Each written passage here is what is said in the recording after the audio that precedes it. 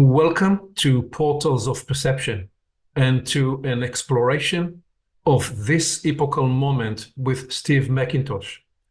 Steve is a developmental philosopher focusing on the evolution of consciousness and culture.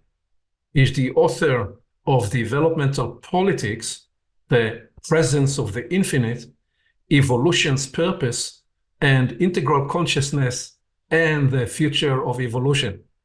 He's the co-founder of the Institute for Cultural Evolution, and today we want to reflect on what is shaping this epochal moment. Steve, welcome. Thank you. It's a pleasure to be with you. Appreciate your interest. One of the reasons I'm interested in your work is that I sense that you bring together a philosophical point of view with a perspective and commentary about this moment in time developmentally and evolutionarily. And then you also uniquely integrate the political and the spiritual dimensions. So there is a vibrant quality that I've always sensed that goes beyond a theoretical philosophical argument. And I'm interested that we touch all these dimensions, including the aspiration of developmental philosophy to contribute to the evolution of culture. We are recording this conversation just a couple of weeks before the US election, and we do not know what's going to happen in the short term in the US or in any of the other crisis points all over the world. So we want to center the exploration on the big picture. Let me begin first with asking you, how would you describe the core inquiry that led your work and how that inquiry has evolved for you through the journey of the last couple of decades? Sure. Well, actually, from a young age, really beginning in the 70s, I was attracted to alternative forms of spirituality. I wasn't raised in any religious tradition. My parents were agnostics and atheists. Anyway, I was very interested in alternative forms of spirituality. But my overarching kind of life's quest was to kind of discover and participate in the seeds of an emerging renaissance, or some kind. Sometimes we talk about it as a second enlightenment, right? Like, so during the 1700s, what we refer to as modernity, or the modernist worldview emerged, the age of science, the Industrial Revolution. Lots of great things that came out of that, lots of negative externalities as well. But it was a kind of a renaissance or a cultural fluorescence. And so I've been, in a sense, I have had this intuition that there was a coming cultural renaissance that I could align myself with and help to bring about. And that led to my interest in beyond spirituality. It led to my interest in philosophy and art and lots of different fields. And eventually I came across integral philosophy, which is a philosophy that is focused on the evolution of human consciousness and culture, sometimes called the noosphere, right? The realm of thinking, or that recognizing human history as an extension of evolution, but one that can't be reduced to biological evolution or It's like the third phase, wherein humans are actively trying to improve their life conditions, and that has led to the current state of our world's development, in this moment.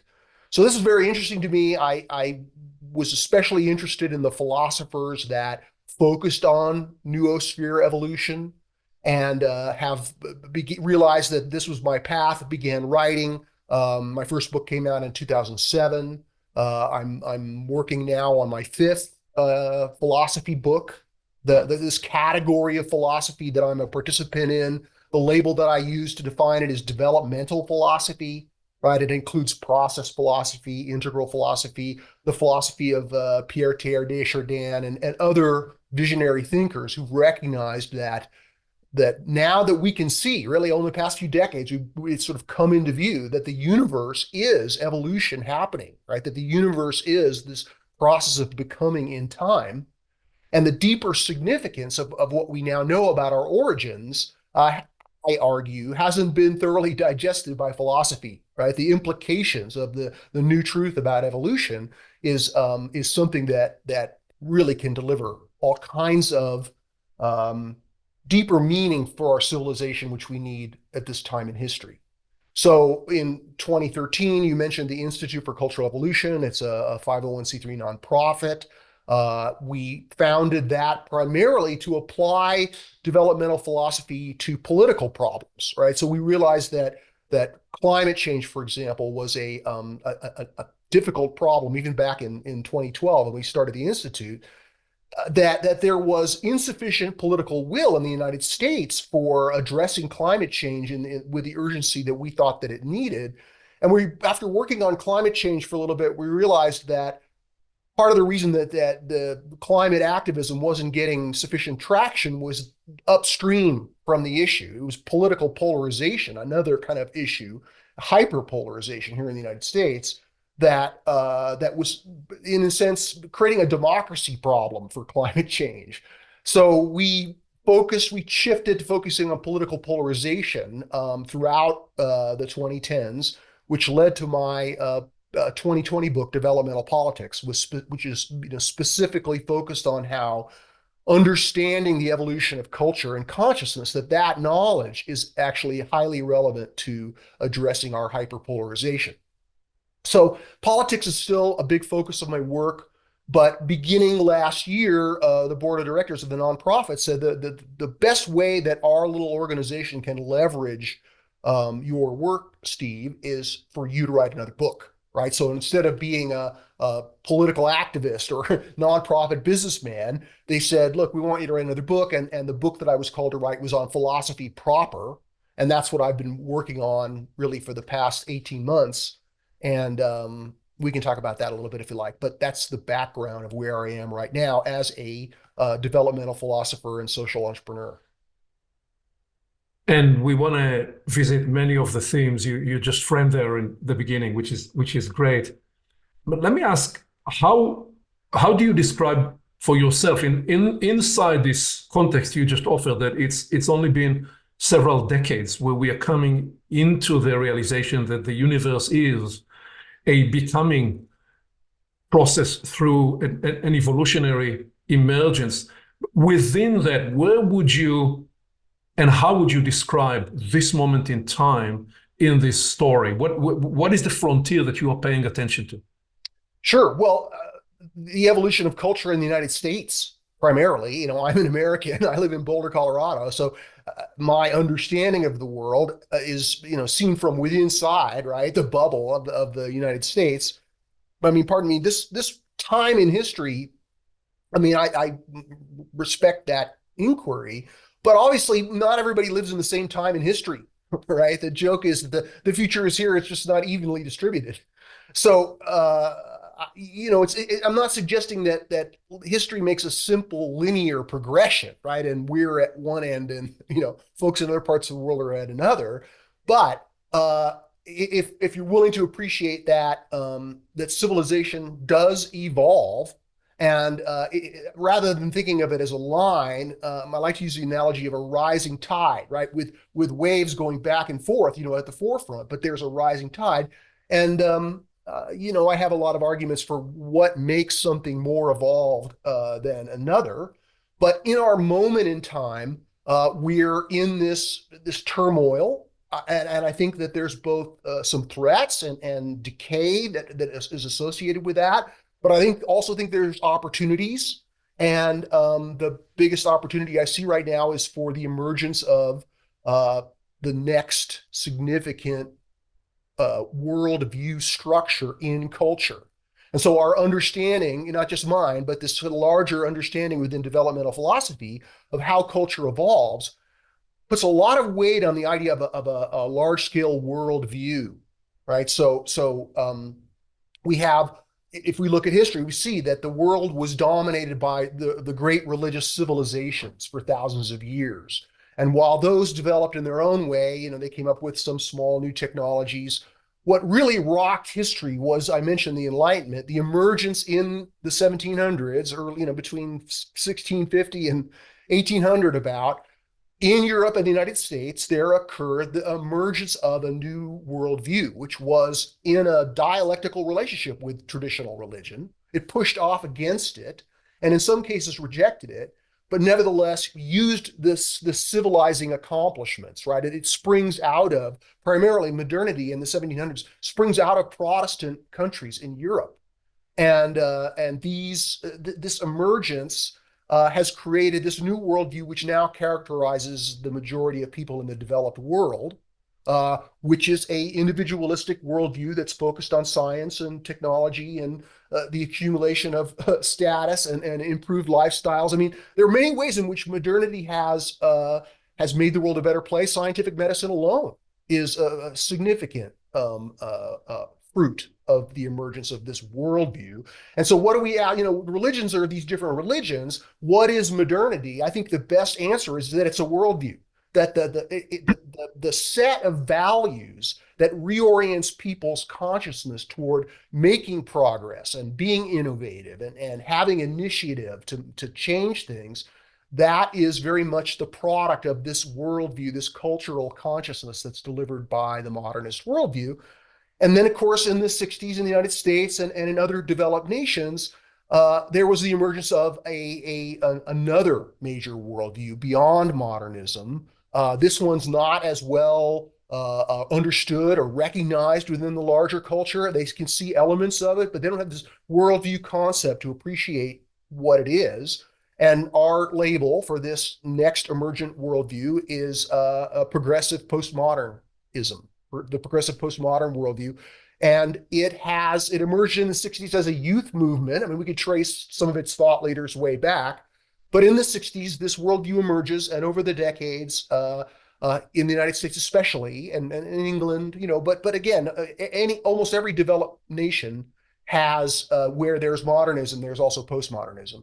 And this postmodern worldview is in a dialectic, in the same way that modernity was in a dialectical relationship with traditional religion.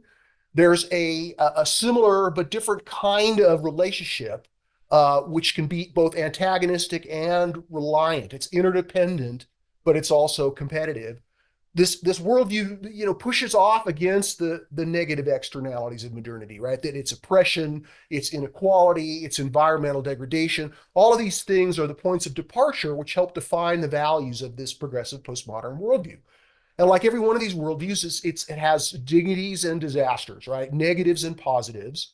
And it's the positives that have created some cultural evolution over the last 60 years or so. And it's the negatives or shortcomings that spur us to further evolution, right? Progressive postmodernism is not the end of history, right? It has many problems, like its political impotency, right? It feels like it has a higher moral vision, but it can't get the rest of the society to vote for its programs. And this political impotency is at least one of the existential problems that shows that a more inclusive and even more inclusive worldview has the opportunity to emerge beyond progressive postmodernism. And that's where we are at this moment in history, from my perspective, is recognizing that on the horizon of history, there is arising another worldview that has powers to solve our social problems in ways that these other extant worldviews, they don't possess those powers.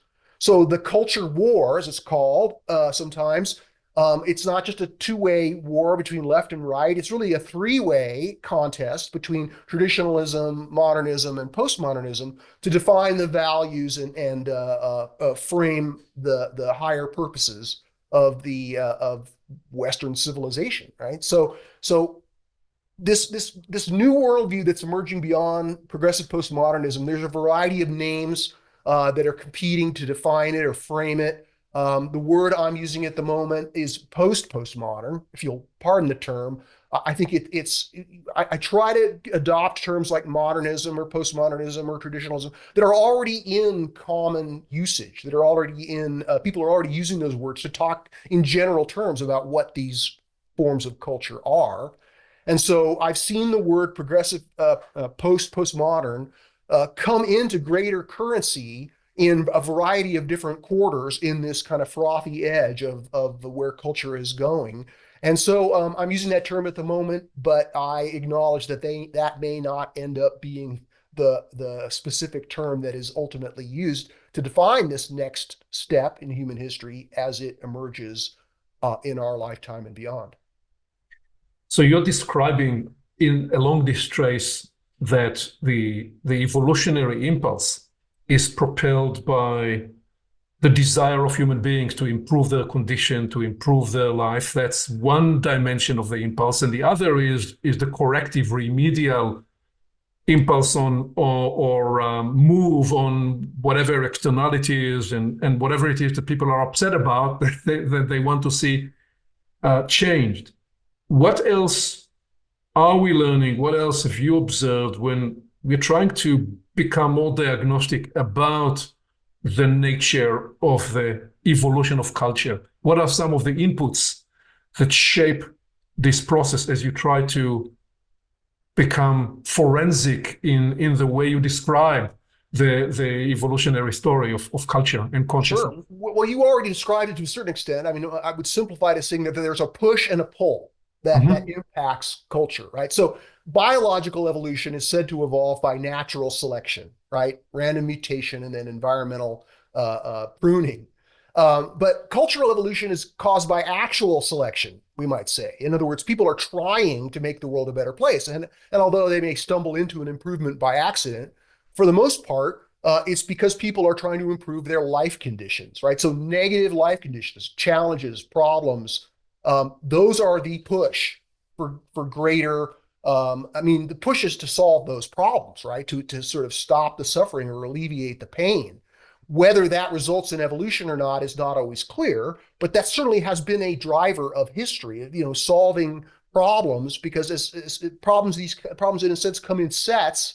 As soon as you solve one set of problems and emerge into the form of culture for whom those problems can be solved, then that very cultural structure creates new problems, right? For which only further evolution can really provide a remedy.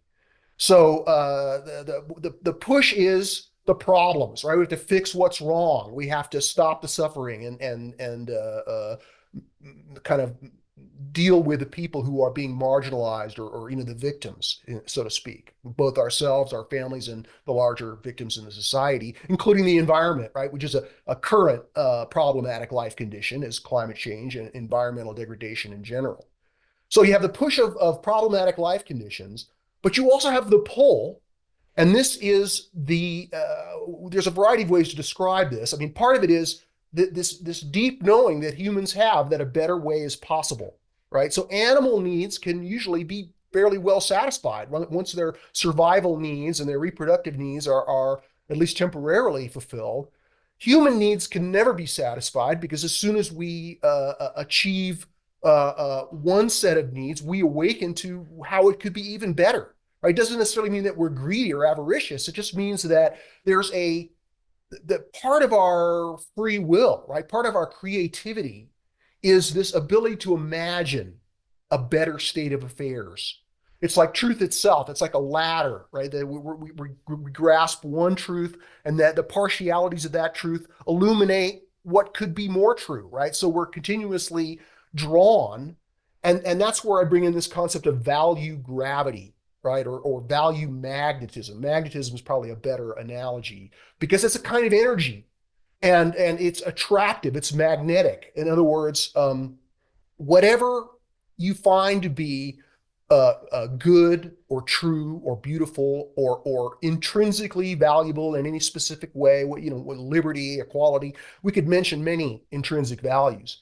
But these values have a pull on consciousness. They attract consciousness. As Alfred North Whitehead said, they lure consciousness into a higher state of affairs. And this isn't just an effect, this value magnetism isn't just an effect on human consciousness. You can see that all life responds to this value energy because all life is striving to survive and reproduce, right? And there's an intrinsic value that all life has in itself and for itself and its offspring, and that striving to survive and reproduce evinces a primitive form of goodness that all life is being pulled by. They're striving for, right? And so when humanity emerges, we awaken to an entire new universe of values that can pull us in, more subtle and complex ways. And as culture and consciousness have evolved over, the at least the last 50,000 years of human history, what we see as valuable itself has evolved. And it's evolved, in some ways like a sprawling bush with all kinds of different lines and no main trunk or obvious tip. But in other ways, there is a progression of worldviews that is evinced both in sociology and psychology and through the arguments of philosophy, as myself and others are making them. So we're seeing these sets about values cohere in sets. And those sets act as almost like a dynamic system, right? That there's a value metabolism of people agreeing with those values and forming their identities around them. And these value systems, these intersubjective structures of agreement around what's valuable, these are subject to a dialectical development, right? So we see this development. At one point in human history, all of humanity was basically in some version of a tribal worldview. And even though every tribe is different in its own line of development, there's ways in which the diverse tribes throughout human history are very similar. They all have chiefs and shamans. They all have some kind of version of an animistic belief system. And it's a very stable kind of cultural consciousness. But in the progression of history, humanity breaks out of that into a kind of what I call a warrior consciousness that characterizes a period of history. It also creates problematic life conditions that, in a sense, call forth the emergence of these great religious civilizations, which have law and order. They have right and wrong. They have writing. They have things which these previous steps of development didn't possess. And that writing is a characteristic of these religious civilizations throughout the world, right? Even they developed writing independent of each other. But writing is a crucial technology because it allows you to create a social sphere beyond your kin relations, right? The scripture and the law can bind a larger section of society for those who believe in the same religion, basically. And then, of course, as I mentioned, during the Enlightenment, we see this next worldview structure, modernity, and then post-modernity, as I've already described. And so these are these structures of history. There's a lot of complex understanding of that, and that these aren't just periods of history. They're kinds of consciousness that form a larger system that live within us. It's important to mention that this, what I call the structure of evolutionary emergence, right? From the Big Bang, hydrogen, helium, all the periodic table of elements, we see a progression of complexity and other lines of increase. And we as humans embody practically the entire periodic table of elements within us. All of those, iron, oxygen, carbon, those are all online and working now. Even hydrogen, right? The first atom is within our bodies holding up our water, which is, the main ingredient. So we embody cosmological evolution. We embody biological evolution. Our bodies are these complex structures that have, the reptilian brain and then the limbic system. And so you can see this structure of emergence in the physical structure of our bodies. And the same thing can be said about the structure of the emergence of consciousness within our minds, right? So that people kind of take for granted that we're in this culture and we have this viewpoint and we have reason and logic and we look at things a certain way and we're skeptical. But these are achievements of humanity that we embody because our cultural consciousness is resting on this structure of emergence, which goes all the way back to the first humans. And what we have an opportunity to do now at this moment in history is to recognize this structure of emergence more clearly than ever before.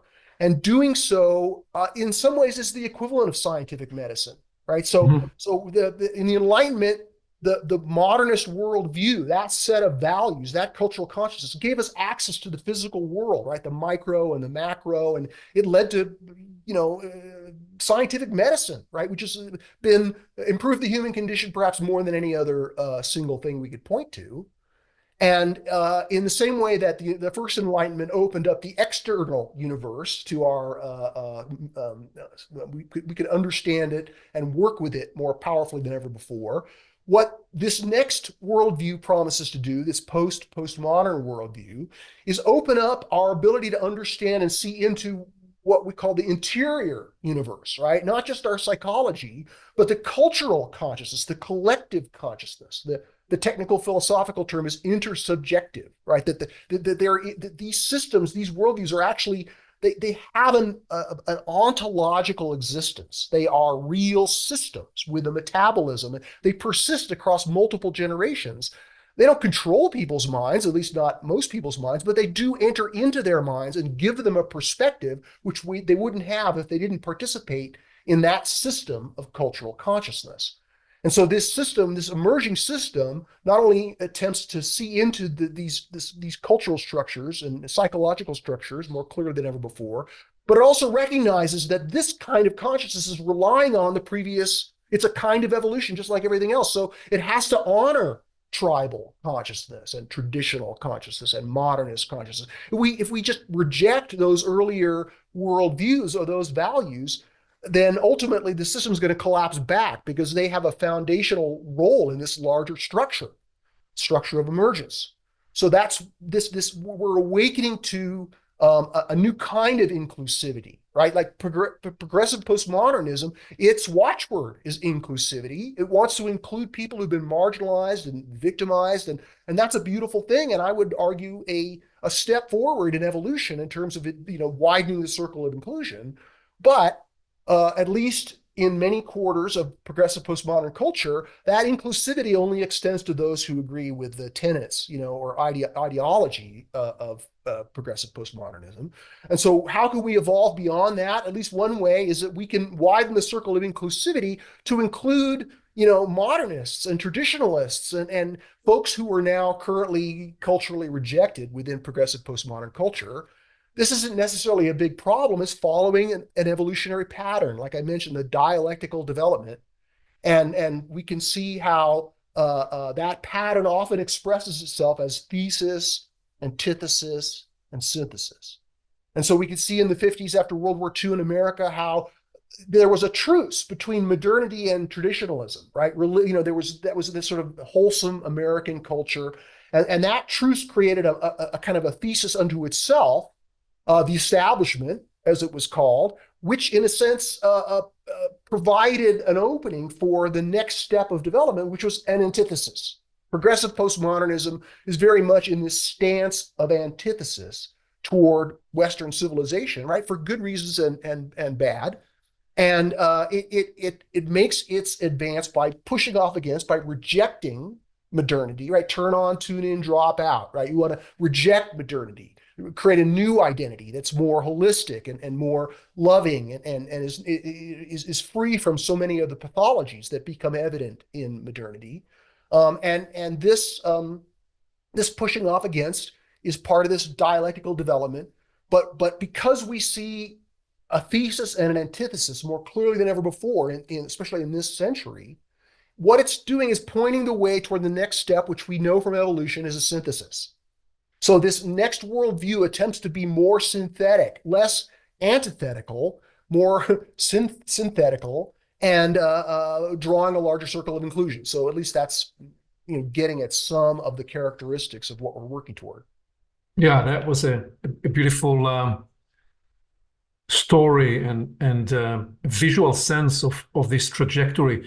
Just to stay with one element of this, how do you explain as to why it is that those worldviews, why can't they have a conversation with each other? Why can't they collaborate? You kind of explained that already by describing that by its very nature, it needs to rise by rejection and by antithetical impulse. But if you look inside the inner structure of those worldviews, why is it that they are not able to see each other, perceive each other, communicate with each other, collaborate? Although you said there was a moment in time when the traditional and the modern perspectives and worldviews, sometime in the middle of the 20th century, they were able together to create the profound reconstruction of America and of the Western world after the Second World War, brought some of the Bretton Woods agreements and all that impulse that emerged from the late 40s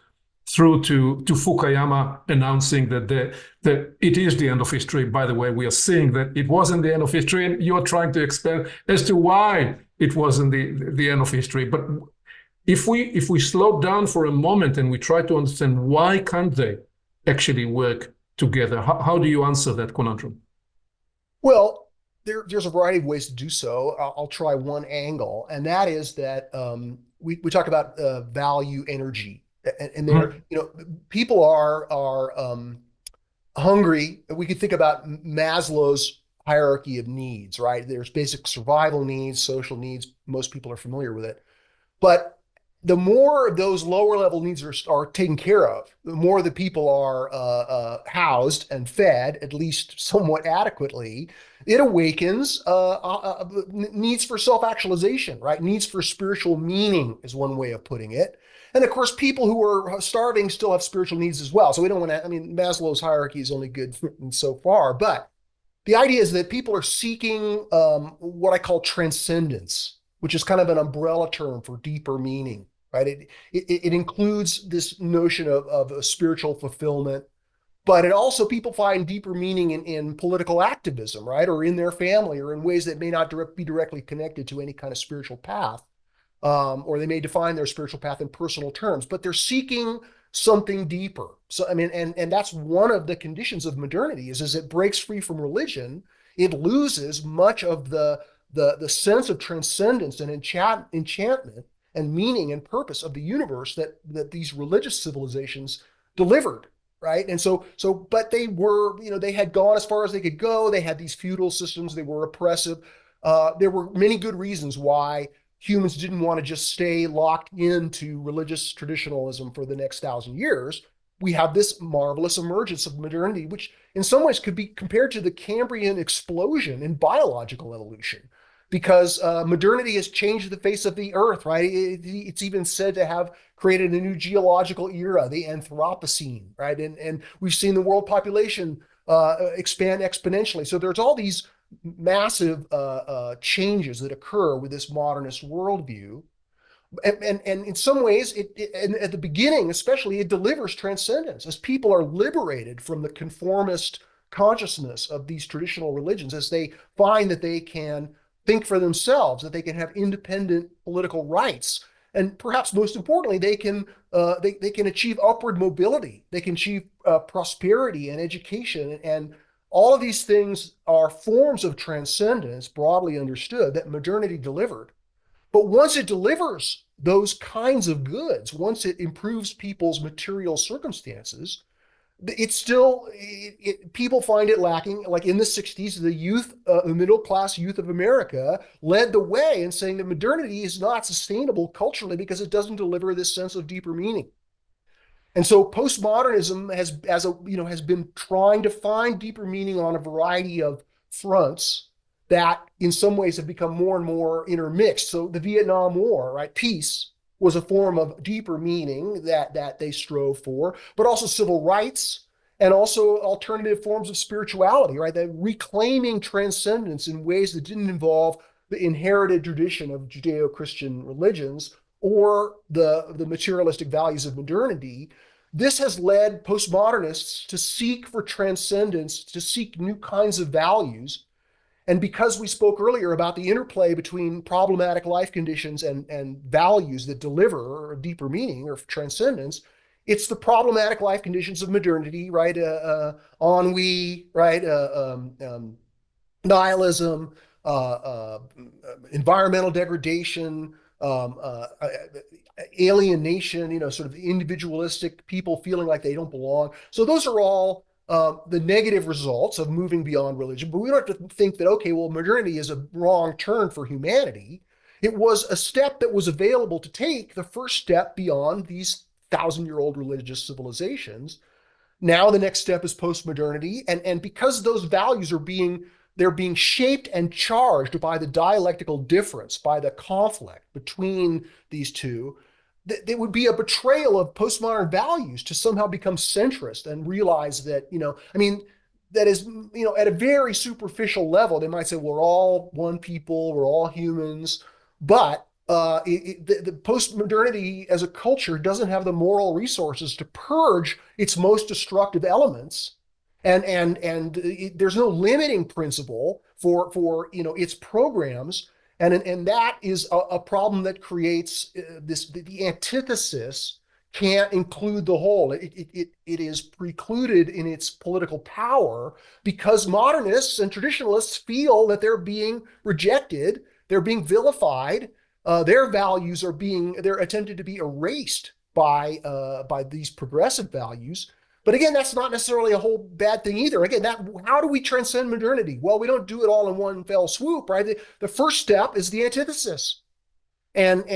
But because postmodernity is shouting from the rooftops about climate change, for example, but it's not being successful politically in garnering the support of a sufficient majority of people in the developed world to really take the kind of action that's needed, that's a sign that it's not inclusive enough, right? That there's a next step, and it's not just a matter of making postmodernism, more friendly and inclusive, because its very values, its very cultural structure is defined and determined and indeed fed with value energy. It's metabolizing rejection in its very existence.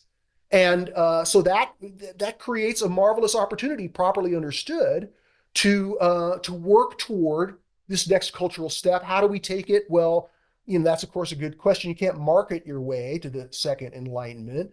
It has to, if we look at how the first enlightenment occurred, it occurred through philosophy, breakthroughs in philosophy, right? First, natural philosophy became science, and political philosophy became democracy and liberal values. So many of the truths and goodnesses of the modernist worldview were delivered by breakthroughs in philosophy.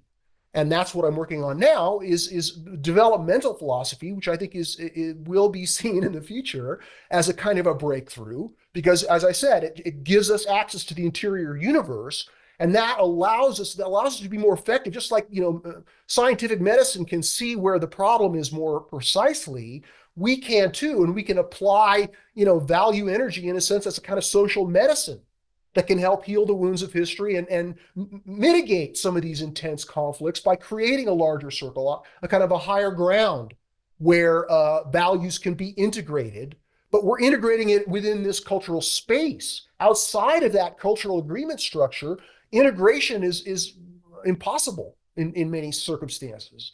So it's not as if, many of the nonprofits working on political polarization, they all come down to some admonition that we need to realize that we're in this together. We just need to compromise for the greater good and, sort of meet in the middle.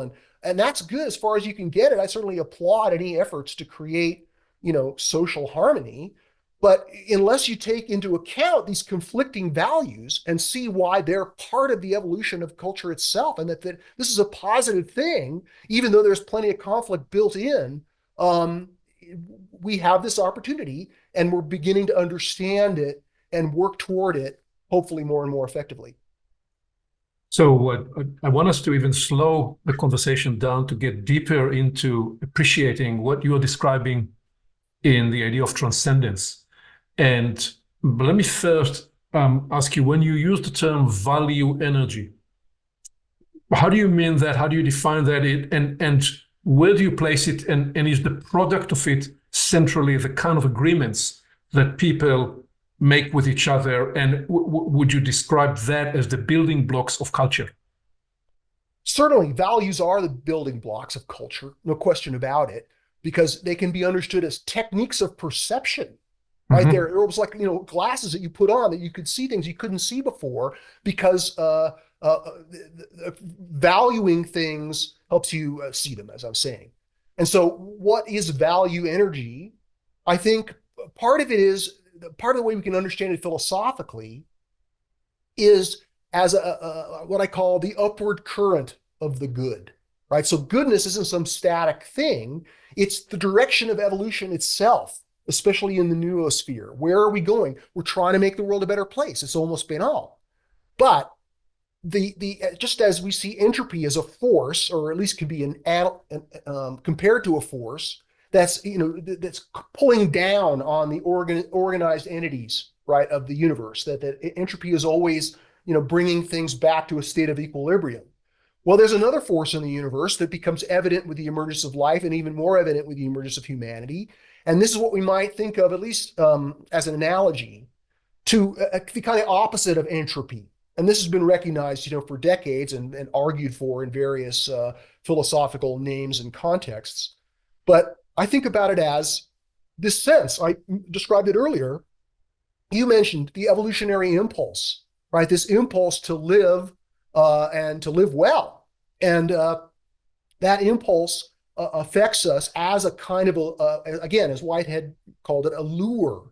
It's attractive, right? We're attracted to the better state of affairs that at least our cultural worldview defines as the good life, right? So the good life is part of the it's a cornerstone of these worldview structures because they each define the good life in different terms, right? Traditionalism defines it as being pious and holy, at least partially, right? Modernism defines it as being rich and famous, at least partially. Progressive postmodernism defines it as being, sustainable and sensitive and aware of the suffering, and if you'll pardon the term, wokeism is a subset of this progressive postmodern worldview that is seeking to define the good life as somebody who cares deeply about, those who've been left behind. And so these definitions of the good life, although they're much more complex than my, quick skimming over the top, these act as attractors. Like the concept from, complexity theory is that there's a strange attractor that's pulling organization toward it. And again, that's just an analogy. But I would say that the sense that we know deep in our bones that a better way is possible, that has an influence on our consciousness, and it's what drives cultural evolution. It's not just this quest for the good life, it's also the quest to know what's true, right? And the quest to make our circumstances more beautiful, right? More beautiful architecture, more beautiful homes, more beautiful bodies. Those are all ways that we're lured to make things better. And so understanding that as an attractive force or a kind of gravity on consciousness, that the evolutionary impulse that our sense is responding to, that begins to illuminate what it is that we're trying to define and understand better. So let me run by you and bring in a minute for just a brief segment, a bunch of slides in which is to help me present how I internalize some of what you're describing as the modern operating system. And then I'd like to ask you specifically, because what I'm interested in the story you're telling is what is the mechanism of accelerated transcendence? And why is it that at certain times it looks like there isn't much change? And then culture makes dramatic, rapid change. What are those moments and how and what enables them? But let me bring this slide for a moment, run it by you. Tell me, what am I missing? What would you add to this? And how would you then analyze the process of renewal and upgrades and transcendence? So the three spaces where we experience and express living in this is going to describe four dimensions where life expresses itself. And I'm making here the case that I believe support the story that you just told us, that truly transformation and evolution will happen from the bottom up.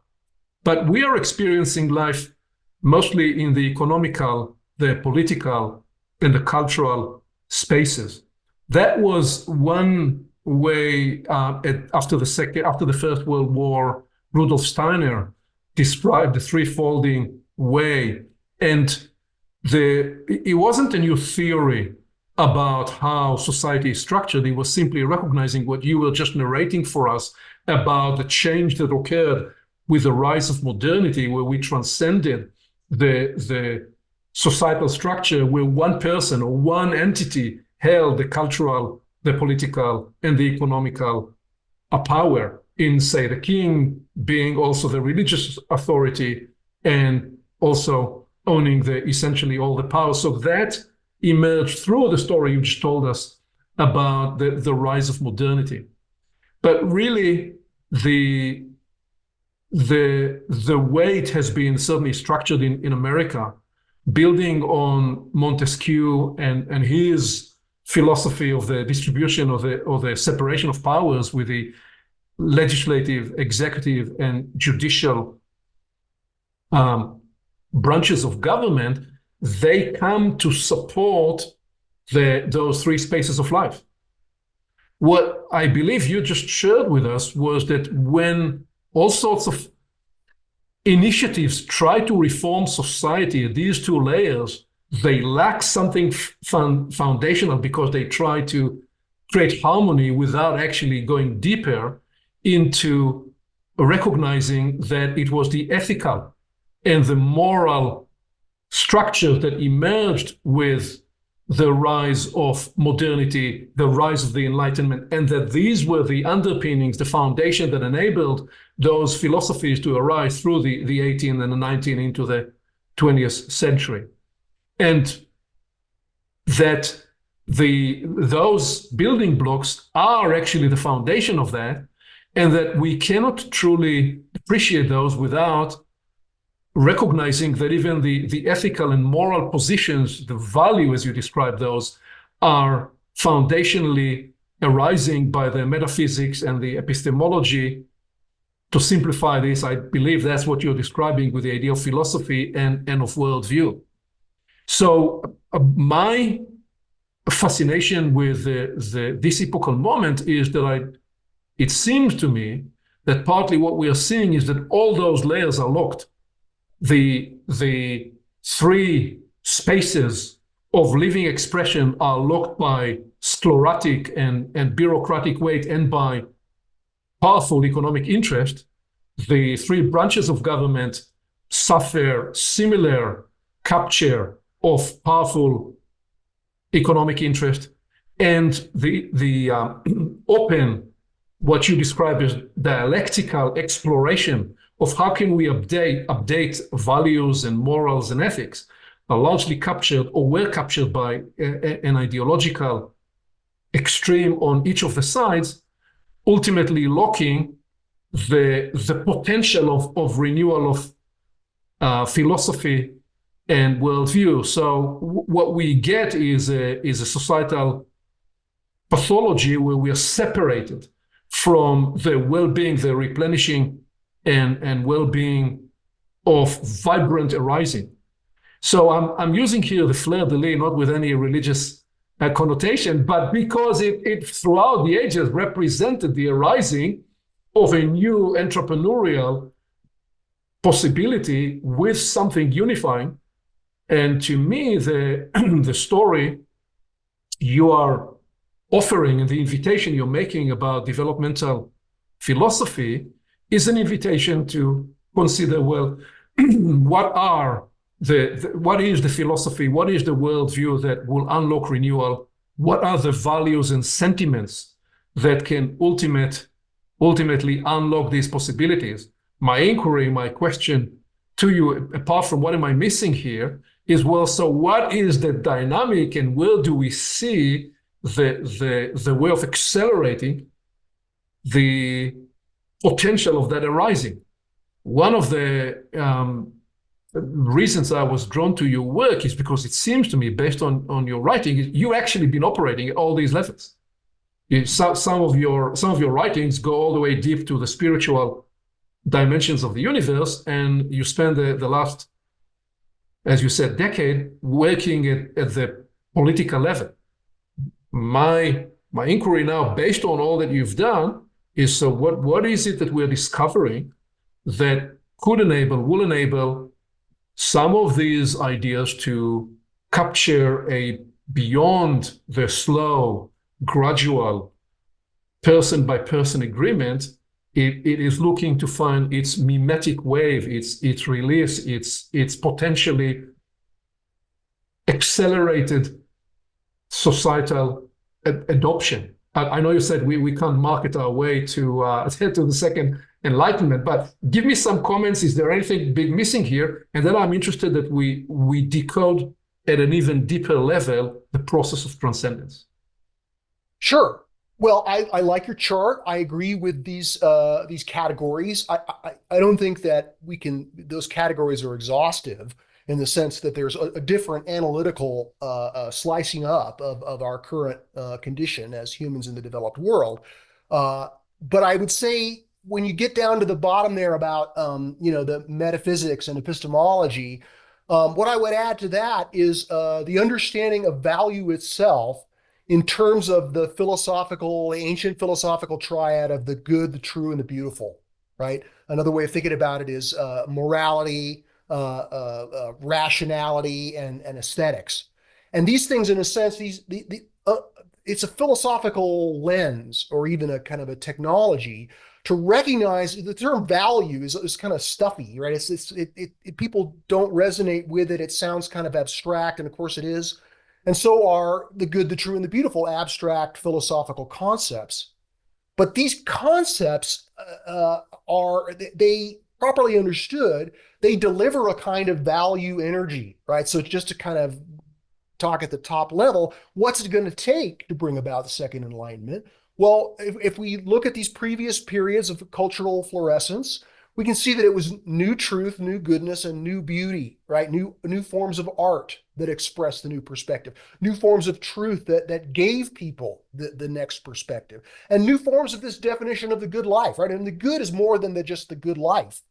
But when we understand that what is the good, you can't really ask that without also recognizing that the true and the beautiful are part of it. That's why I like the idea of it as energy. Because like electricity, it moves between poles. It's not a thing. It's not stuff. It's this form of power, this capacity to do work in consciousness and culture that arises. Now, while we know perhaps more clearly than ever before that what we need is some new truth, some better philosophy, and then that's in the corner where I'm working. We need a more inclusive vision, and there are many many people who are putting forth a new vision. But at least as I understand that subset of the culture where people are trying to envision a better way, most of those visions are constrained within the progressive postmodern worldview. So they attempt to transcend without including, right? They don't have access to the new truth that says the degree of our transcendence is ultimately determined by the scope of our inclusion. So in other words, in order to grow up to the next step, we have to reach down and include what's being left behind by progressive postmodernism. And that includes the values of modernity, and it's the legitimacy of what it delivers and why we can't just take that for granted. And same with traditionalism, that it's not just a matter of saying, oh, well, religion has this social function of solidarity. We should try to duplicate its rituals while not taking it seriously. No, that religions are getting at something that's deeply true. And until we can honor that, we won't be able to adequately include their civilizing gifts to the larger structure of emergence. But it's important to say that there's to allude back to this idea that we can't just socially engineer our way or market our way, is that there's a degree of grace involved. Emergence is partially unpredictable. So while we can see and say that this synthesis is what our opportunity is to go postmodern, we also recognize that when the time is right for that is not entirely within our control, that there are larger forces that we still don't understand that are driving these, what Stephen Jay Gould called a punctuated equilibrium, right? So we've been in, progressive postmodernism is the last historically significant major worldview that evolved 60 or so years ago in terms of it became democratized and a large scale structure. Perhaps it'll be decades before this postmodern worldview will gain traction in history. I can't tell or predict, and I certainly don't think I can, make that happen on my own. But I do know that we need it's through the good, the true, and the beautiful that these new value systems take root and emerge and flower. And so working on the elements, the new truth, the new goodness, and the new beauty that is being made possible by this realization of greater inclusivity, that this realization that we can't vilify traditionalism, we can't vilify modernity, we can recognize that it has positives and negatives, and we can do our best to discard or grow out of the negatives, But part of that very task of separating the good from the bad in these cultural structures is appreciating how the good is something that we're using and that we need. And it's part of the structure of our own consciousness. So affirming the enduring values that are necessary for the structure, the values that support the higher levels, that's a big realization, a big kind of new truth that is emerging with this philosophy of evolution that's showing us the interior universe like never before. So, there's a lot more to say Yeah, about that, but that's a mouthful. yeah. There is a lot in that. One of the distinctions it offers is that what we sometimes experience as regressive move in the culture is actually a reach for an integration of what we haven't been able to integrate. And so we need to find a way to honor and integrate the regressive moves in such a way that they may be indeed constructive in unlocking renewal possibilities. Let me put a magnifying glass on a particular conundrum when you describe the new truth, the new truth. Because one of the things we learn from market dynamics is the category that led the last bull market is not likely the one to lead the next bull market. Often there is a rotation in the market. I use this as a metaphor to say that also in cultural evolution, at different times, I imagine the leading edge will appear not necessarily with where the last leading edge appeared. And one of the conundrums we're grappling with right now is the extraordinary riches that the scientific revolution brought to us with so many benefits. And at the same time, you're describing this next move as one where we learn to integrate the interior dimension of the universe. And it seems to be one where that is a very difficult transition, because if we were brought up with a scientific, rigorous scientific view, we find time and again that people have tremendous difficulties to release and transcend. And I'm making a distinction between include and transcend. Sometimes in order to include and transcend, we need to release and transcend. So what are you discovering about the capacity to release and transcend a physicalist view of the universe, one where we look at the world completely through those materialistic, physicalist, reductionist lens? Where and when do you find the unlock entry in the conversation to liberate a possibility that will enable us to engage indeed what you're describing as the interior dimension of the universe, such that science and the search for truth and the definition of truth can be upgraded? Because it seems to me that at the moment is one of the main blockages for the vision that you're describing. Sure. Well, first, I think that at least one entry into the potential for leveraging the evolution of consciousness begins with a sympathetic understanding of why people think the way they think. Right. So you mentioned physicalism or scientific materialism, right? The idea that the universe is just, matter in motion. And there are many sophisticated nuances around that, many philosophies that try to solve the problem of how consciousness emerges from the brain as they see it. But recognizing that this materialistic worldview is in a sense, it's an agreement that creates a level of transcendence within modernity itself, right? So modernism's job in history is to break free of religion. And one of the ways it does that is it creates its own kind of religious belief system around the fiction that the universe is purely material. And that becomes a kind of a scripture that defines people's identity, right? So if you're a hard-headed scientific materialist, there's no argument that's going to persuade you because it's in your identity. Just like there's no argument that's going to persuade, a devoted evangelical Christian that part of the Bible story is allegorical, right? They want to take it literally, and that's who they are, and that's where they're standing, right? So it's not something that you can argue your way into a change. I think that scientific materialism as a philosophical reality frame is falling apart at the seams as we, in this moment, right? That books, more and more books are coming out. More and more materialists are writing books to say this has got to be wrong, right? There's more to it than this, right? And so the evident, sort of cultural glasses that make people think that the universe is a purely material thing and that we're just kind of an accident, and that that our consciousness is some kind of an illusion that's being created by the electrical firing of our neurons.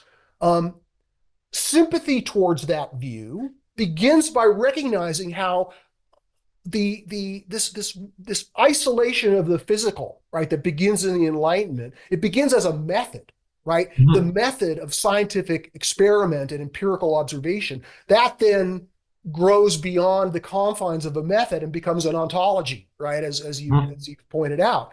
So there are people within who are, in a sense, respected figures within modernist culture that are pointing out through strong arguments why that's a mistaken or too narrow a view. But again, those arguments by themselves aren't going to get the job done, because although modernity claims to be highly rational and interested in evidence, what counts as evidence is defined by their worldview in the first place, right? So again, there are plenty of people that can be persuaded, but not necessarily the thought leaders who are, Richard Dawkins is not going to be persuaded. He may say, well, I realize that I'm a cultural Christian, and that although I don't believe any of that nonsense, I realize that it was probably a mistake for us to try to completely dissolve Christianity as a social structure in our society. Hello. But I think that there are many fronts by which the lever of evolution is occurring, right? Philosophy is certainly one of them. An extremely powerful philosophy book was just released several weeks ago called All Things Are Full of Gods by David Bentley Hart, where he dismantles materialism he takes on every front of it. I mean, it's a book on the philosophy of mind, what is consciousness? And although, his ultimate conclusion may not be for everybody, his demonstration of the fallacies that are associated with all of these different attempts to try to locate consciousness as a product of the brain, it's another major blow to the credibility of this materialistic worldview. But we still have, other thought leaders who are, more famous and more influential, like Yuval Harari, right? Hardcore materialist. He recognizes that there's consciousness and culture, but he calls those imaginary. It's like a fiction, right? He doesn't give it any ontological status. And that's because he's obliged to do so, because he's, he's committed to this materialistic ontology. So when he talks about, humans are just like an algorithm, and our consciousness is just like a piece of software, and that eventually we're going to get to the singularity where computers can duplicate that hardware more effectively to get, super intelligence. I mean, there's those assertions are based on, I would say, outworn philosophical belief systems that are similar to the idea that the world is created in 6 days. We know better now. And so I don't want to spend too much time railing against materialism, but certainly the synthesis has to stake out new goodness, new truth, new beauty. It has to draw a wider circle of inclusion. It has to do all these positive things, but it also has to, in a sense, transcend it has to transcend both modernism and postmodernism. And that involves transcending some of the commitments to the good, the true, and the beautiful that prevail in those worldviews. So transcending modernity, the philosophy is at the foundation of it, or at least one of the cornerstones. And so, in a sense, overcoming the philosophy of materialism is a very important job within the larger project of building a synthetic next step. We also have to overcome the philosophy of postmodernism, right? So if the philosophy of modernism is a physicalist, and the philosophy of postmodernism is relativist, right? So that nothing is better than something else. And indeed, anything that's claimed to be better is bound to be some kind of assertion of power. All hierarchies must be flattened. All authority must be suspect. That does move the dial somewhat, right? The hermeneutics of suspicion, as it's been called within postmodern philosophy, does right to question these received structures, right? So it makes some progress. But ultimately, if all you're doing is tearing down and deconstructing, and if it's purely negative, that's what the antithesis does. But the antithesis value is ultimately demonstrated by its ability to create a platform for the synthesis. So overcoming relativism and recognizing that we can say some things are better than others. And indeed, the average person, unless they've been corrupted by philosophy, does think they're not creating value by just whatever they think is valuable, that some things are that out there are, more valuable, and then they're capable of getting it wrong. And this is not an argument for, let me just say one more thing. This is not an argument for the objectivity of value. Value is not simply objective, like, electric energy. It requires the subjective. It's got to be valuable for someone. So all three major domains, but the objective, subjective, and intersubjective are involved in the evolution of consciousness and culture. But that's getting somewhat philosophically woolly. So we take me a while to unpack that.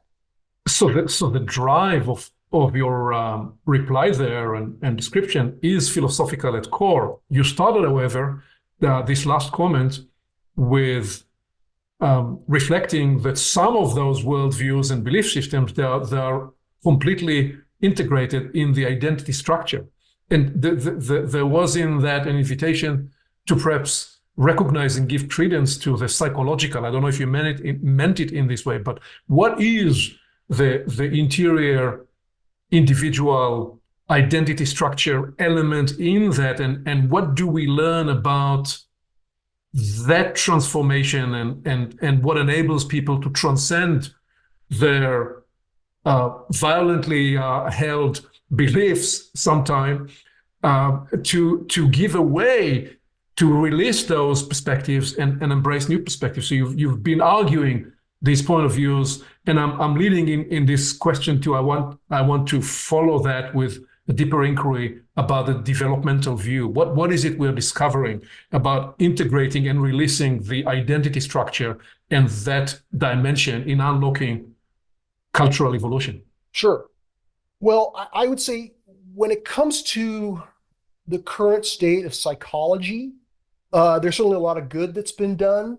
But in other ways, it's like medieval medicine before the advent of the scientific method, right? There's a lot of misplaced confidence and groping in the dark, right? Like, okay, we're now describing this with authority, but they don't have any idea what they're talking about, or that they're taking something very big and trying to make it really small.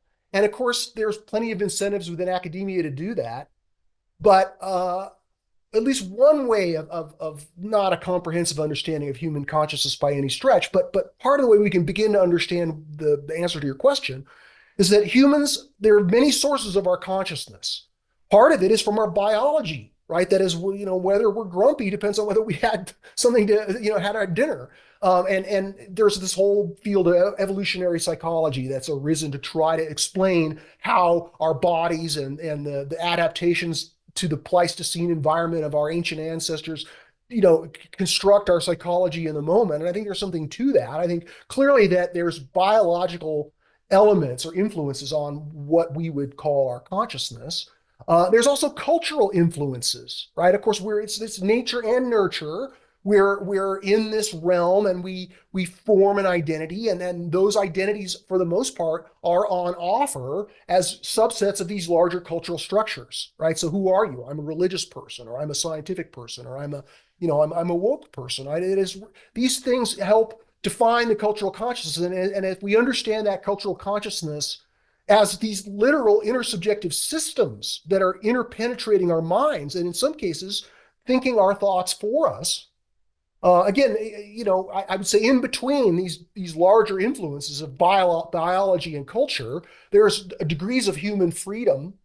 And as our consciousness evolves and grows, that freedom increases, right? So we're not just slaves to whatever culture we belong to, or slaves to our biological impulses, but we're in charge increasingly as to which cultural structures we choose to identify with and which biological urges we choose to suppress. So understanding the impact of cultural consciousness helps us appreciate that how can we understand what it is that's going to cause people to move up to more inclusive forms of consciousness or more evolved cultural identities, and those a lot of it has to do with how the culture itself moves. So for most people, until there's another worldview that they can identify with, it's really difficult to break out of that existing worldview. And so, when modernity emerged, there was this invitation to a new worldview, especially in the French Revolution. It was in a sense summarized by the slogan "Liberty, Equality, and Fraternity."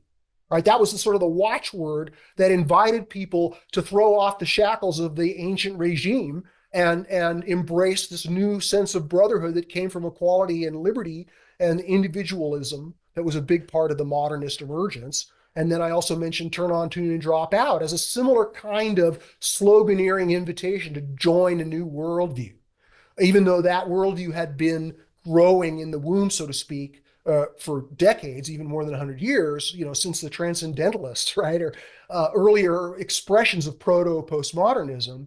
Until there's a next cultural emergence, it's going to be very difficult for people to break out of those other worldviews. Nevertheless, there are transition triggers. And so to just make it as plain as possible, a lot of those have to do with the accumulation of existential problems that can't be solved, right? It's a cliche to cite Einstein, right? Some problems can't be solved at the same level of thinking that created them.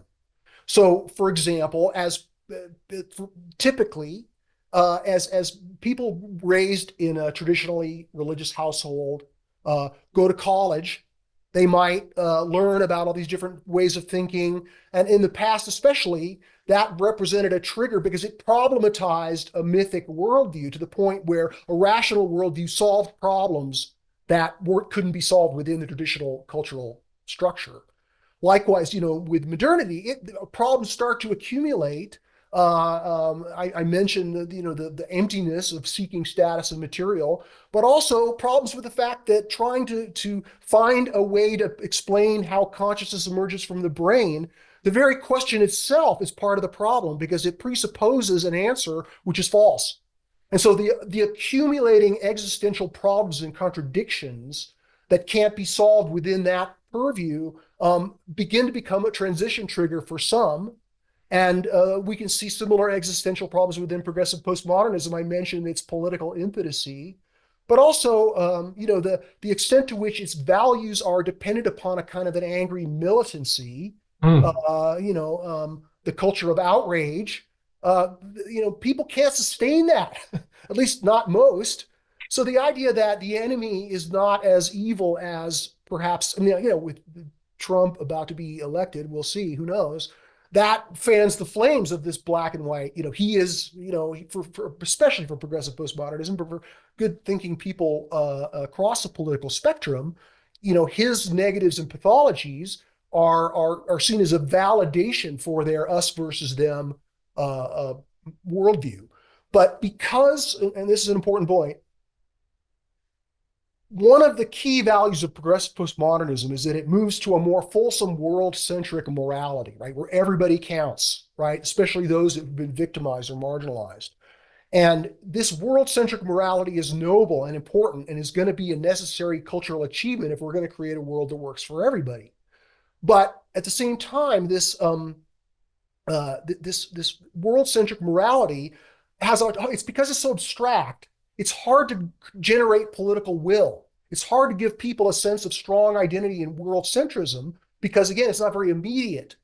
Whereas a more ethnocentric, meaning, our group in the broadest possible sense, right?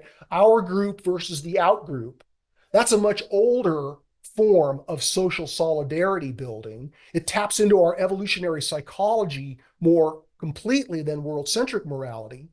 And so because progressive postmodernism has had a hard time generating, political will, political interest, momentum, movement with this world-centric morality, they found that in subtle ways that the more they become ethnocentric, the more that they rediscover an enemy, the more that they can motivate and draw people into their cultural sphere. Was that not more the case because the very impulse in its nature was a deconstructive impulse, where you described earlier traditional and modern worldviews, they were constructive in a sense. And because the postmodern move was deconstructive, it found difficulties to organize around anything, because it's not organizing around anything, it's organizing against and a breakaway from. Is that not part of the pathology that you're describing? Certainly. But again, more than any of these previous worldviews, progressive postmodernism as a worldview structure is highly complex, and internal contradictions are large. But we can begin to sort those out if we understand there's a push and a pull. Mm-hmm. Part of the pull is to transcend modernity, and part of the negative life conditions of modernity, at least the mistaken way of thinking that we can ameliorate those negative conditions, is by destroying modernity, right? By dissolving it, by delegitimizing it, by characterizing it as nothing but destructive and evil. And so the deconstructive element that is this stance of antithesis, which I talked about earlier, it's also combined with this there's constructive elements of progressive postmodernism as well. Even though it's in the character of antithesis, it emerged through wanting peace, right? In the Vietnam War, it emerged through wanting transcendence. And for many of the decades, most of the decades of its cultural being, alternative spirituality was one of the major organizing forces, right? In the 90s especially. What we now derisively refer to as the New Age, that was a vibrant social movement that was grounded in progressive postmodern culture. And in the 90s, this New Age category of alternative spirituality became the largest selling category of books in the developed world. There was a New Age bookstore on almost every corner, in every town. And this period of cultural fluorescence, if you will, this kind of rediscovering spirituality, it ultimately was not able to sustain its cultural influence, and it no longer a leading element of progressive postmodernism. The political has taken over. Well, another way of telling the story is that it was co-opted by the modern economic interests and that operating system, and in some way was enrolled. Partly because intense commercialization definitely helped. Partly because the famous teachers wanted to also build an economic model around their success, but that there is where the personal Maslow impulses somewhat represent some of the obsolescence of what was arising, and partly the triggers of how it was co-opted to the commercialized economic system. Let me ask you now to bridge into this as we begin to approach the final one or two question rounds from me. So where do you place in this the developmental philosophy that you are endeavoring to articulate, and what are the propelling, motivating values, the value energy of developmental philosophy, given everything you are describing? Sure, excellent question. I appreciate that. Well, developmental philosophy is the part of the various philosophical attempts the main goal is not to just transcend progressive postmodernity. The main goal is to, in a sense, discover the new truth that is going to be the saving grace to our civilization, and so an important part of the values of this emerging worldview, not just the philosophy, but the kind of culture that it attempts to represent and stand for, is this recognition that science and spirituality, right, broadly defined, right, to include religion, to include all religion, spirituality, synonyms to describe humanity's approach to ultimate reality or deeper truths. And this, I would argue, is not something that's just going away. I mean, organized religion may be in the process of being diminished, but we can understand that as traditionalism as a worldview being transcended. But a hugely important part of this evolutionary impulse that you brought up is the spiritual impulse. In some ways, it might say that's the essence of it, and that this spiritual impulse is leading us to recognize that science and spirituality are two very important approaches to truth, that ultimately that the harmonization of these two, that preventing science from colonizing spirituality or preventing spirituality from asserting its own scientific view, philosophy has a role. It's like three legs of a stool, as I've said elsewhere. That is one of the things that one of the goals of this philosophy is to bridge science and spirituality while keeping them separate domains, act as an integrating force, but also recognizes that each one has to be respected on its own terms. And so the new philosophy that's I'm calling, in this large kind of family of views, developmental philosophy, recognizes that there's some deep truths about the universe that science is increasingly revealing, right? So as I'm arguing in the book I'm writing now, and I've said to a lesser extent elsewhere, that really what the science is arguably its biggest discovery is evolution itself, right? That the universe is only 13.8 billion years old, and that the structure of evolutionary emergence is sort of makes up our body. And more, the idea that human civilization is a kind of evolution, can't be reduced, but it's an extension of this structure of emergence. That points to some very deep truths, which were in some ways realized thousands of years ago by these great religious civilizations. And that is that we live in a universe of purpose and progress. That the universe that value is emerging, that evolution is creating value, that there's value where there's positive creativity. And that understanding the way that the universe is creating value, understanding its progress, can help us move toward greater understanding, greater discernment of its purpose. So reclaiming purpose and progress in a way that we're really pointing to the discoveries of science. We're not just asserting a religious belief system. This is a very important element of this new truth, which can reestablish a sense of transcendence and can also illuminate the interior universe in a way that gives us new sympathy for these other structures, but also shows us their partialities in a way that can help us move forward and make progress. In other words, the greatest human purpose is, at least while we're in this world, is to contribute to the evolution of the noosphere, because by doing so, we're contributing to the purpose of the larger universe as a whole.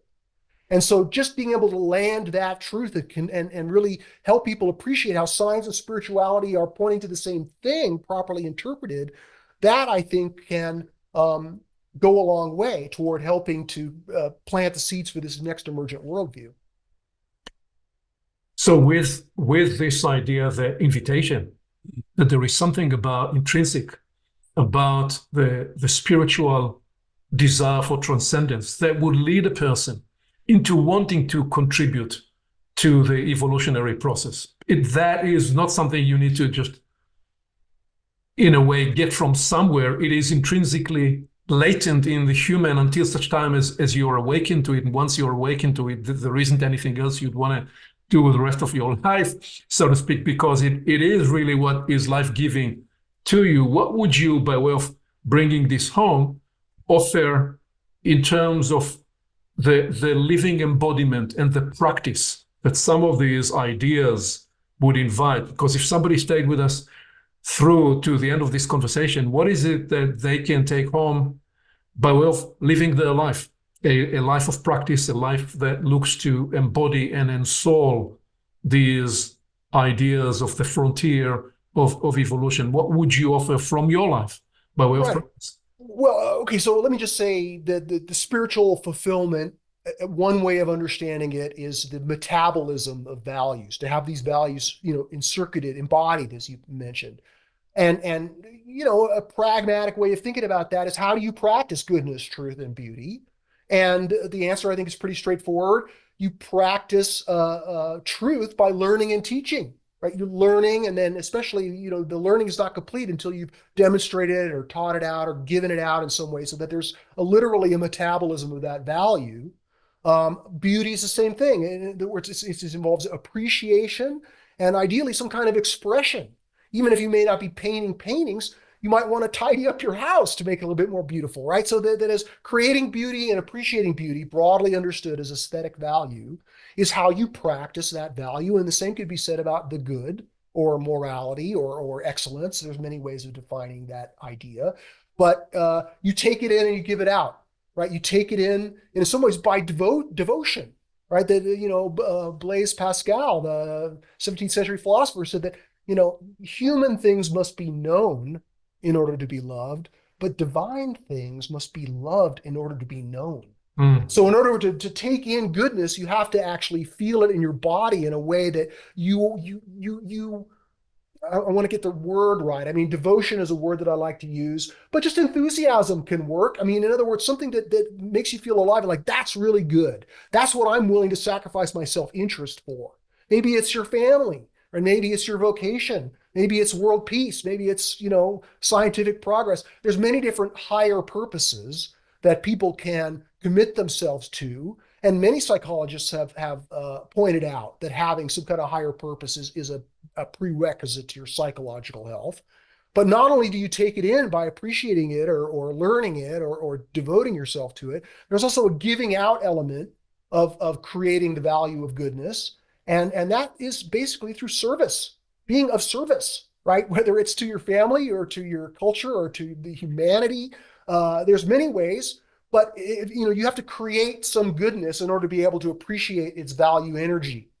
And people can metabolize these values within every one of these worldviews and make the world a better place, where they stand. You don't have to adopt, the next great worldview on the horizon of history to be able to engage in this practice.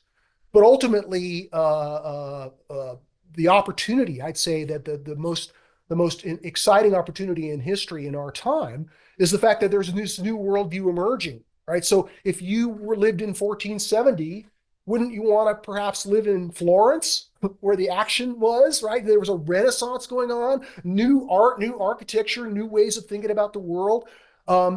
We're experiencing something now. It's not happening in Florence. It's not happening really in any one particular town. It's happening online. It's happening in this conversation, and so we're on the verge of witnessing this next great emergence. But again, I don't want to sound like some kind of prophet. It may take 100 years. I mean, if you look at history, there were people who were thinking in Enlightenment ways 100 years before it burst forth and created the Enlightenment. Same with progressive postmodernism. We can see many people who were proto-postmodern 100 years before the 60s.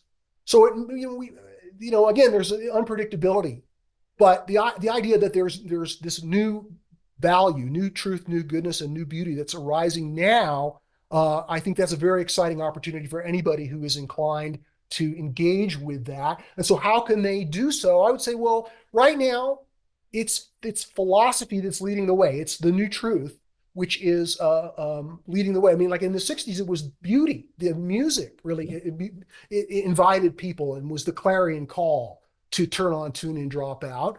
But in the Enlightenment before that, it was the philosophy, and it was a fairly elite segment of the population, right? I mean, first of all, the majority of the population was illiterate, but it didn't take the majority to adopt an enlightened perspective to bring about the United States, for example. It was people who were educated and they were a leading edge and they acted as a lever.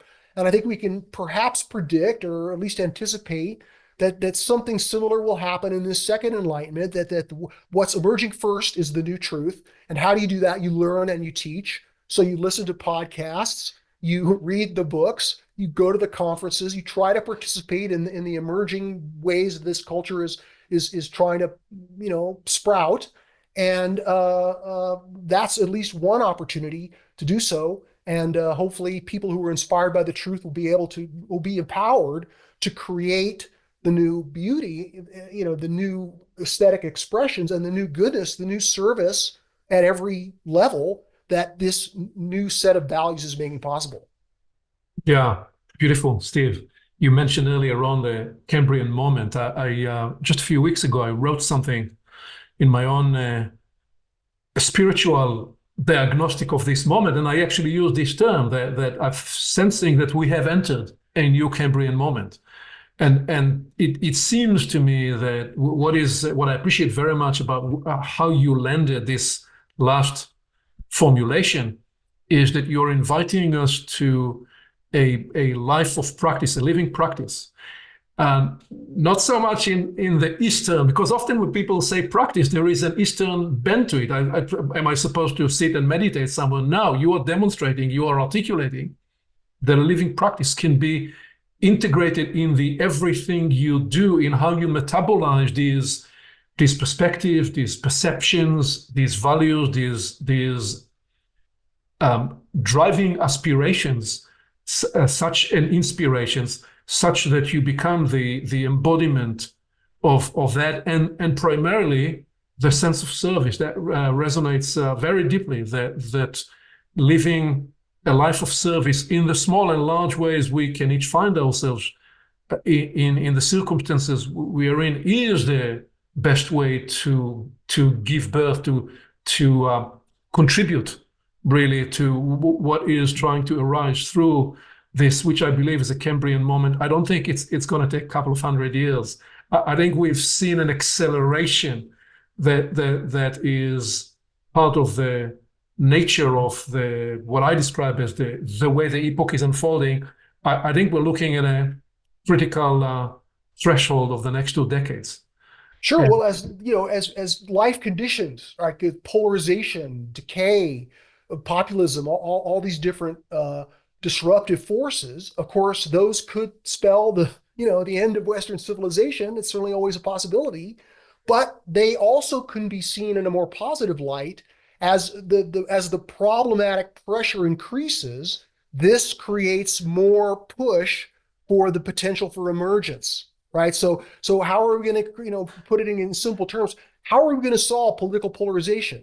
We're going to grow out of it. Right. We're not going to be able to meet in the middle. That these values are too dialectically opposed to each other for that to happen, at least at this time in history. So what does that growth look like? It means drawing the circle of inclusion similar, but also some of the more fine points it's worth mentioning in this worldview, in the new truth.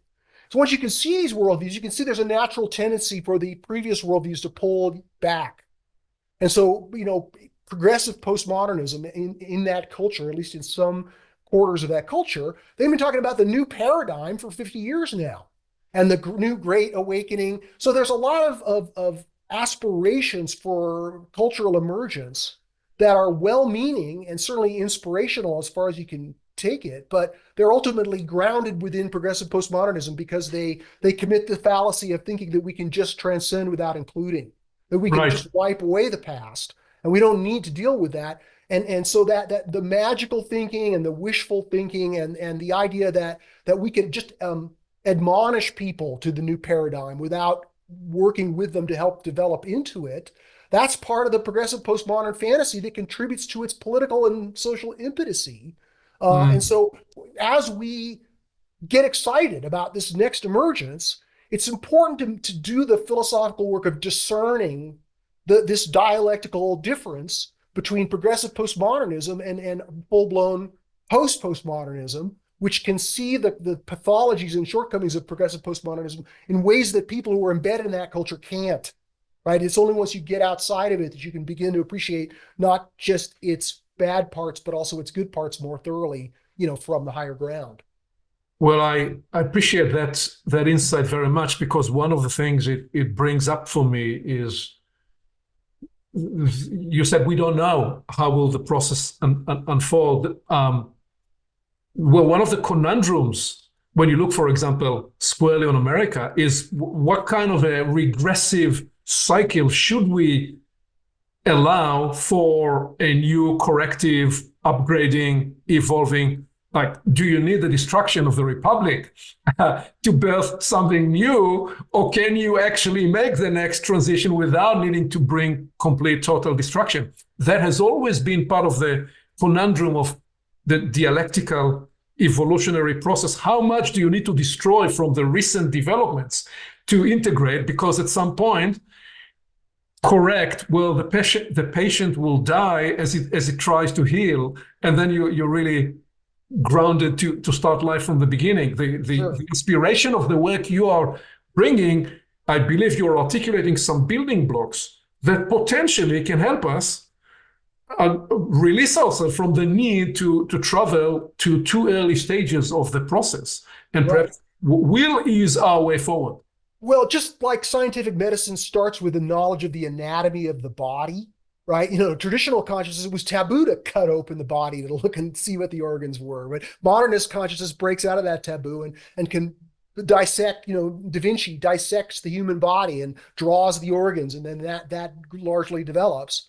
We're now able to see the anatomy of our current cultural moment more clearly than ever before. And that gives us instructions as to what it is in this larger structure that are enduring and necessary. So, what are the enduring elements of this traditional structure, which forms the civilizational base? Well, it's traditional values like honesty, decency, respect for rightful authority, loyalty.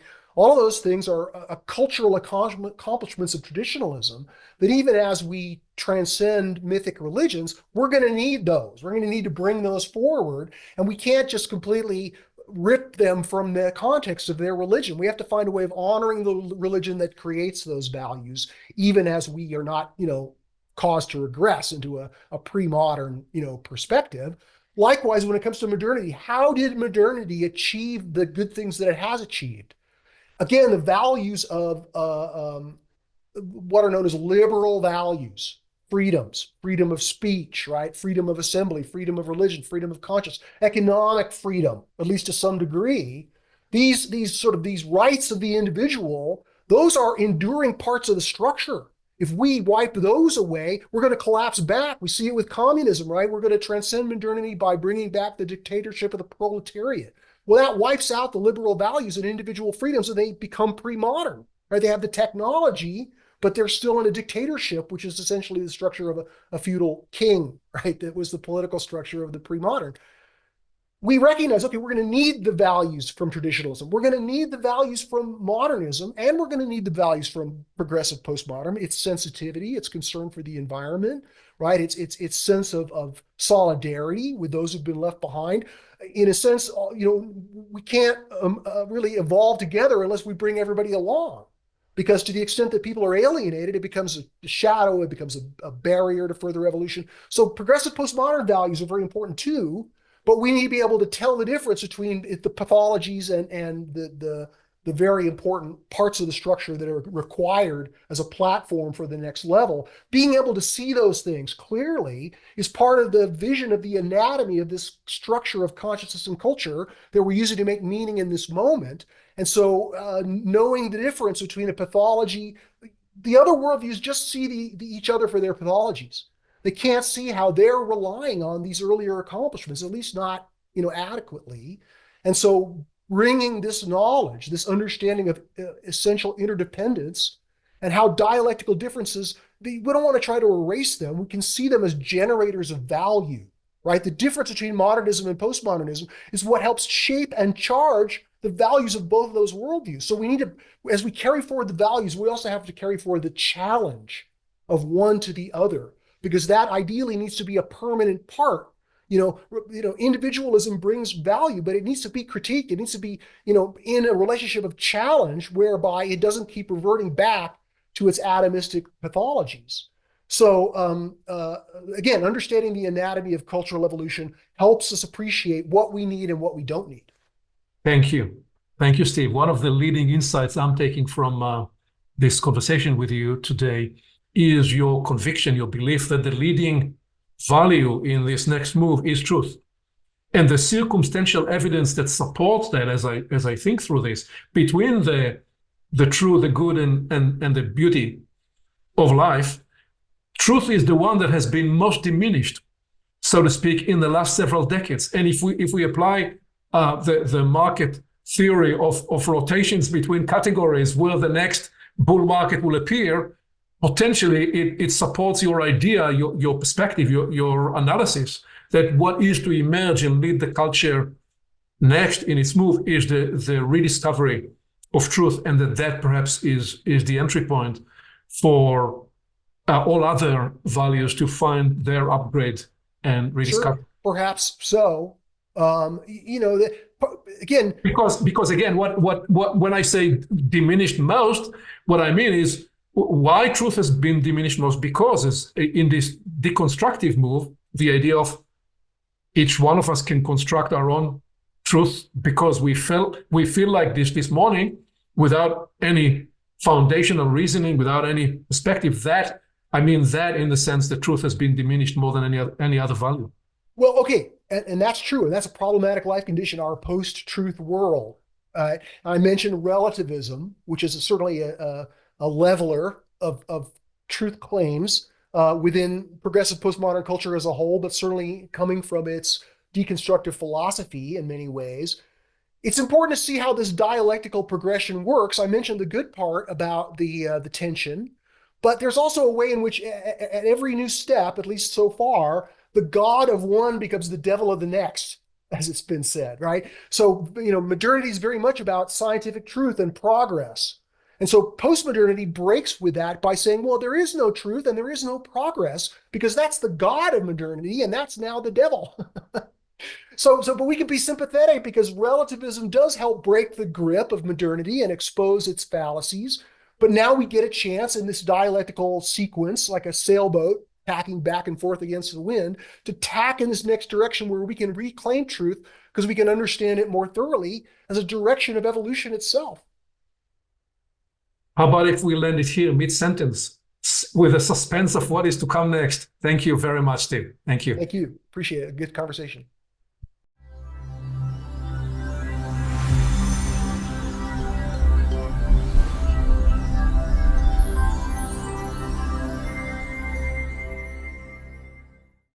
Along with our website at portalsofperception.org, Portals is also available on YouTube and on all podcast platforms, as well as social media. You can become an active member and join the conversation in community events. And you can help us get the word out by liking this content and by sharing it with your friends.